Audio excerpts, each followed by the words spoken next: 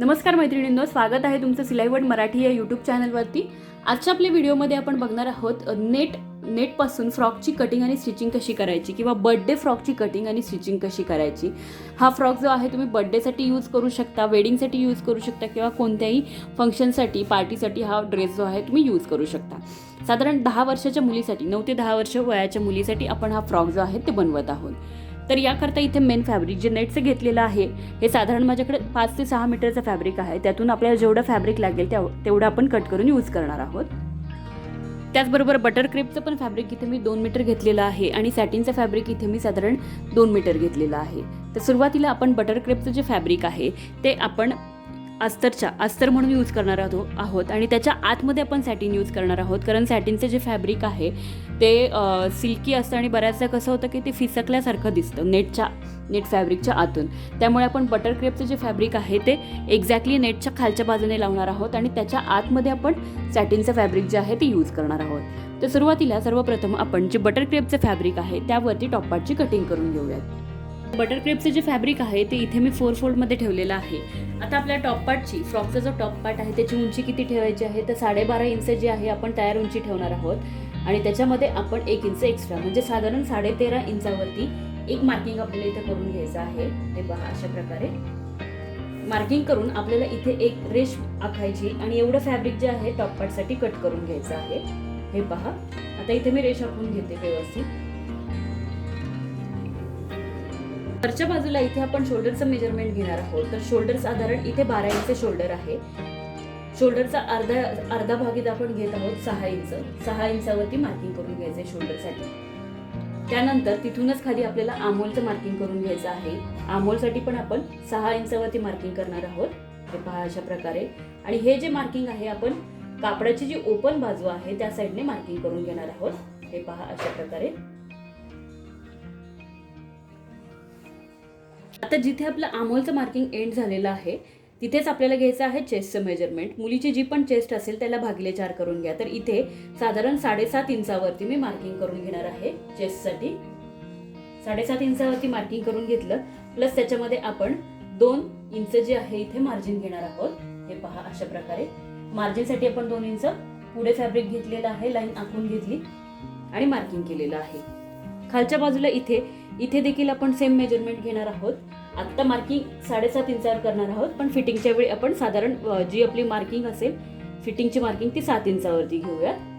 आणि इथे देखील एक रेष जी आहे मार्किंग करून आखून घ्यायची आहे आपल्याला, अशा प्रकारे। तर फ्रंट आमहोलसाठी आपल्याला 1 इंचावरती मार्किंग करून घ्यायचं आहे आणि बॅक आमहोलसाठी 1.5 म्हणजे 1.5 इंचावरती मार्किंग करून घ्यायचं। हे पहा, अशा प्रकारे।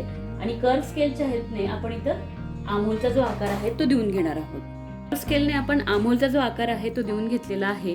आता गळ्यासाठी मार्किंग करायचं आहे। तर गळ्याची रुंदी इथे साधारण की तुम्ही तुमच्या अंदाजानुसार घेऊ शकता। इथे साधारण 9 ते 10 वर्षाची मुलगी आहे, तर इथे मी साधारण 2.5 इंच जी आहे गळ्याची रुंदी घेणार आहे। हे पहा, अशा प्रकारे गळा रुंदी 2.5 इंच घेत आहे। त्यानंतर गळ्याची खोली जी आहे तर फ्रंट नेक जो आहे तो साधारण आपण इथे 4 इंच घेणार आहोत। गळ्याची खोली 4 इंचावरती घेणार आहोत फ्रंट नेकची। आणि बॅक नेक पण तुम्ही तुमच्या आवडीप्रमाणे इथे घेऊ शकता, तुम्हाला जो हवा तो। आता इथे हे बॉक्स जो आहे ड्रॉ करून घ्यायचा आहे आपल्याला। पहिल्यांदा बॉक्स ड्रॉ करून घेतल्यानंतर आता मी पुढच्या गळ्याचा जो आकार आहे तो देऊन घेणार आहे। तर इथे देखील मी कर्व स्केलचाच यूज करणार आहे, जेणेकरून गळ्याचा जो आकार आहे तो प्रॉपर गोलाकार यावा याकरता। हे पहा, अशा प्रकारे व्यवस्थित असं मार्किंग करून घेतले। मार्किंग डार्क करते म्हणजे जेणेकरून तुम्हाला ते व्यवस्थित दिसून येईल असं मार्किंग झालेलं आहे। शोल्डर जे आहे ते अर्धा इंच आपल्याला डाऊन करून घ्यायचं आहे। हे पहा, अशा प्रकारे। आणि ही जी लाईन आहे क्रॉसमध्ये आपल्याला इथे गळ्याच्या बाजूला कनेक्ट करून घ्यायची। पहिल्यांदा आता कटिंग करताना आपल्याला बॅक आमहोलची कटिंग करून घ्यायची आहे।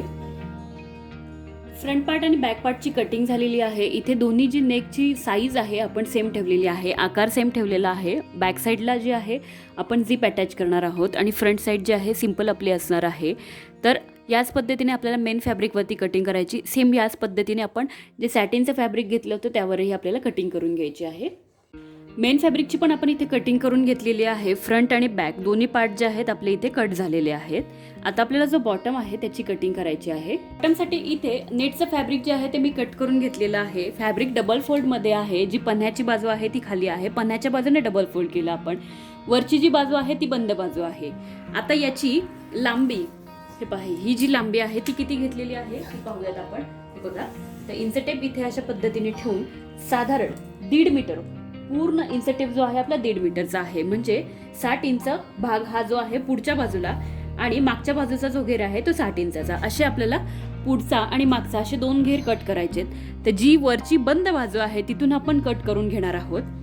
त्याचबरोबर या बॉटमची उंची किती ठेवली तर आपण हे पहा अशा प्रकारे 12.5 इंच जो आहे इंच टेप वर ठेवायचा आहे. 12.5 इंच टेप वर ठेवून आपण याची उंची घेतली तर साधारण फ्रॉकची उंची जी आहे आपली इथे 33 इंचाचा जो आहे आपला फ्रॉक तयार होईल. इथे हे पहा अशा प्रकारे 34 इंच जी आहे पूर्ण फ्रॉकची लेंथ आहे. तर बॉटम कितीचा आहे, बॉटम हा 22 इंचाचा आपण कट करणार आहोत. अस्तरचं फॅब्रिक देखील आपण याच पद्धतीने तेवढ्याच लांबीचे जे आहे कट करून घेतलेलं आहे. फक्त अस्तरच्या फॅब्रिकची जी उंची आहे ती साधारण आपण मेन फॅब्रिकपेक्षा कमी घेतलेली आहे. साधारण 20 इंच जे आहे त्याची उंची घेतलेली आहे. सॅटिनचं जे अस्तर आहे ते पण आपल्याला याच पद्धतीने कट करून घ्यायचं आहे. आता आपण स्टिचिंगकडे वळूयात. तर याकरता इथे टॉप पार्टचं फॅब्रिक घेतलेलं आहे.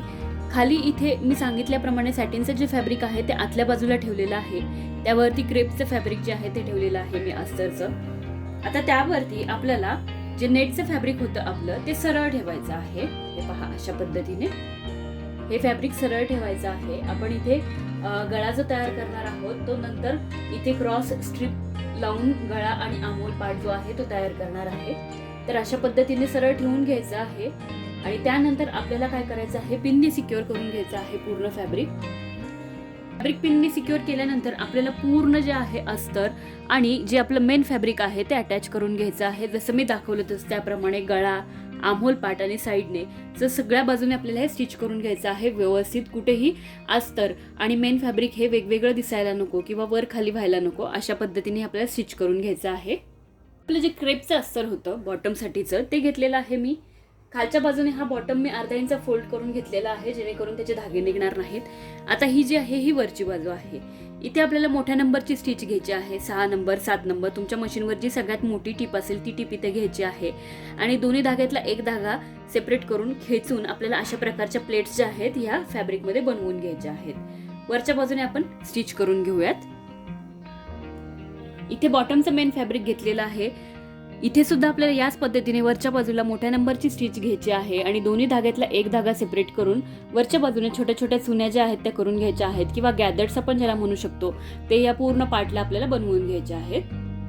मैत्रिणींनो, इथे आपण जो अस्तरचा पार्ट होता तिथे आपण गॅदरिंग्स ज्या आहेत बनवून घेतलेल्या आहेत किंवा छोट्या छोट्या चुन्या ज्या आहेत त्या बनवून घेतलेल्या आहेत. या चुन्या ज्या आहेत त्या व्यवस्थित तुम्हाला ऍडजस्ट करून घ्यायच्या आहेत. कोणत्या भागात कमी कोणत्या भागात जास्त अशा या चुन्या यायला नको.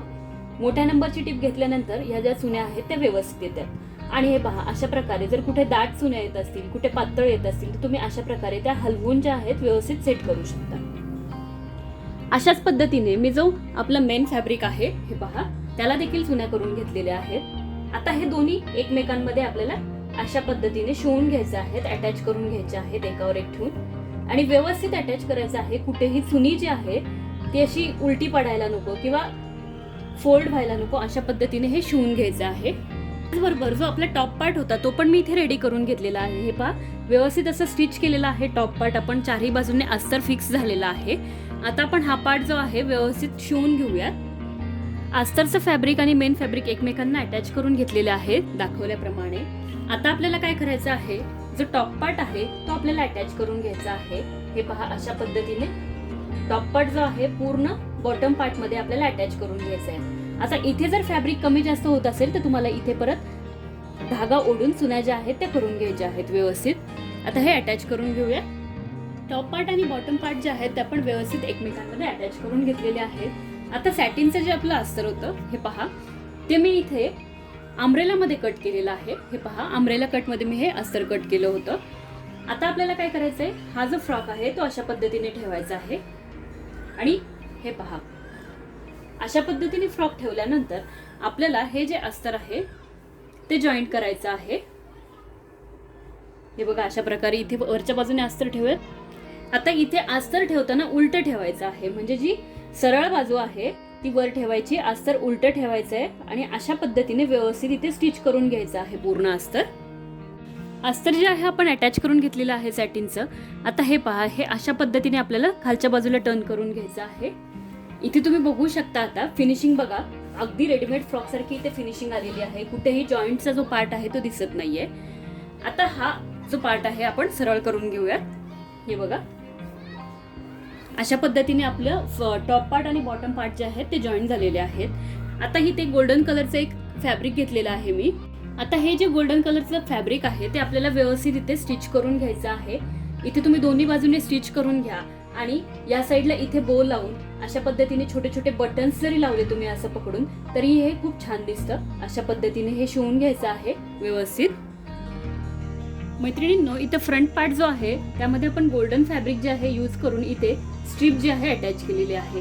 त्याचबरोबर बेल्ट जे आहेत बॅक साईडला टाय करण्यासाठी ते पण आपण इथे बनवून घेतले आणि इथे अशा पद्धतीने अटॅच करून घेतलेले आहेत. आता हे जे बेल्ट आहेत ते आपल्याला टाय करून ठेवायचे आहेत, जेणेकरून ज्यावेळी आपण फ्रॉकची फिटिंग करतो त्यावेळी ते बॅक साईडला जायला नको फिटिंग करताना किंवा आतल्या साईडला राहू नये. तर अशा पद्धतीने हा फ्रंट पार्ट तयार झाला. जसा आपण फ्रंट पार्ट तयार केला त्याच पद्धतीने आपण बॅक पार्ट पण सेम असाच तयार केलेला आहे. हे पहा, हा जो आहे बॅक पार्ट आहे आणि बॅक पार्टला इथे अशा पद्धतीची झिप जी आहे आपण अटॅच केलेली आहे. आता काय करायचं आहे, दोन्ही मेन फॅब्रिक समोरासमोर ठेवायचे. जसं की हे पहा, हा जो आहे बॅक पार्ट आहे, दोन्ही शोल्डर जे आहेत ते अटॅच करून घ्यायचे आहेत आपल्याला. इथे दोन्ही मेन फॅब्रिक समोरासमोर ठेवून दोन्ही पार्ट एकावर एक ठेवले. आता आपल्याला दोन्ही शोल्डर जे आहेत ते अटॅच करून घ्यायचे आहेत. त्यानंतर आपण आर्म होल आणि नेकचा जो पार्ट आहे तो रेडी करणार आहोत. शोल्डर फिटिंग करून घेतलेली आहे आपण आणि फ्रॉक सरळ बाजूने ठेवलेला आहे. आता सॅटिनच्या फॅब्रिकच्या अशा स्ट्रीप ज्या आहेत मी क्रॉसमध्ये कट करून घेतलेल्या आहेत. या स्ट्रीपने आपल्याला गळ्याचा जो पार्ट आहे तो रेडी करून घ्यायचा आहे. तर हे पहा, ही जी स्ट्रीप आहे ती अशा पद्धतीने आपण सरळ बाजूने स्टिच करून घेणार आहोत आणि त्यानंतर आतल्या बाजूला ही जी स्ट्रीप आहे फोल्ड करून घ्यायची किंवा तुम्ही उलट्या बाजूने हे पहा ह्या बाजूने देखील लावली अशी आणि त्यानंतर बाहेरच्या बाजूला ती टर्न करून घेतली तरीही चालेल. अशा पद्धतीने आर्म होल आणि गळ्याचा जो पार्ट आहे रेडी करून घ्यायचा आहे आपल्याला. बघा मैत्रिणींनो, सुंदर असा नेट फ्रॉक आपला इथे तयार झालेला आहे. व्हिडिओ कसा वाटला हे कमेंट्स करून नक्की कळवा. चॅनलला लाईक करा, शेअर करा आणि सबस्क्राईब करा. खाली दिलेल्या बेल आयकॉनवर क्लिक करा म्हणजे येणाऱ्या प्रत्येक व्हिडिओची नोटिफिकेशन तुम्हाला नक्कीच मिळेल. I will never forget this black oak Corvette.